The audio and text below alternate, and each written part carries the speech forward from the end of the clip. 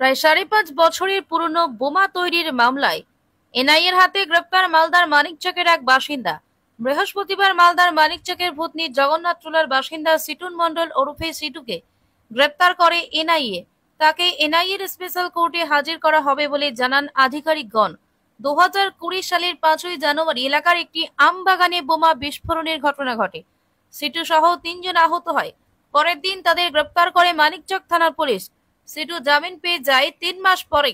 এরপরই এনআইএ ঘটনার তদন্ত শুরু করে। সিটুকে হাজিরা দিতে বলা হয়, কিন্তু সে হাজিরা দেয়নি বলে অভিযোগ। পরে এনআইএ আদালত তার বিরুদ্ধে জামিন অযোগ্য পরোয়ানা জারি করে। অবশেষে এদিন তাকে গ্রেপ্তার করে এনআইএ।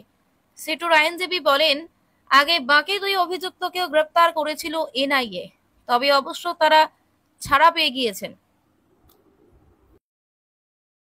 আজকে এনআইএ কি কেসে একজনকে কলকাতা স্পেশাল কোর্টে নিয়ে যাচ্ছে?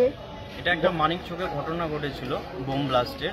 সেই কেসে ইনি বেল পেয়েছিলেন আমাদের মালদা কোর্ট থেকে। তারপরে এই কেসটা এনআইএ হ্যান্ডওভার নিয়ে নেয়। হ্যান্ডওভার নিয়ে নেওয়ার পরে ইনি অ্যাপিয়ার করেনি, তার জন্য ওয়ারেন্ট হয়েছিল। ওয়ারেন্ট হয়ে প্রোক্লামেশন হয়ে গিয়েছিল। তারপরে ওনাকে অ্যারেস্ট করে আজকে ট্রানজিট রিমান্ডে 3 দিনের প্রেয়ার করেছেন আর 3 দিনই অ্যালাউ হয়েছে। গল্পটা কি? একটা আম বাগানে বোম ব্লাস্ট হয়েছিল, তার জন্য এনাদের বিরুদ্ধে একটা কেস স্টার্ট হয়েছে। বোম কি বানাচ্ছিল?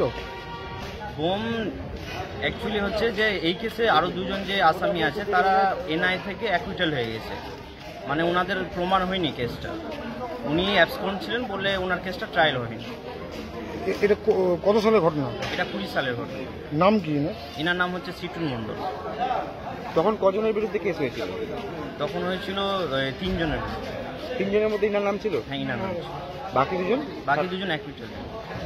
বলছি আজকে কোন কোর্টে হলো? আজকে সিজিএম কোর্টে হয়েছে প্রেয়ারটা, ট্রানজিট রিমান্ডের প্রেয়ারটা হয়েছিল। আর সিজিএম কোর্ট 3 দিনে অ্যালাউ করেছে।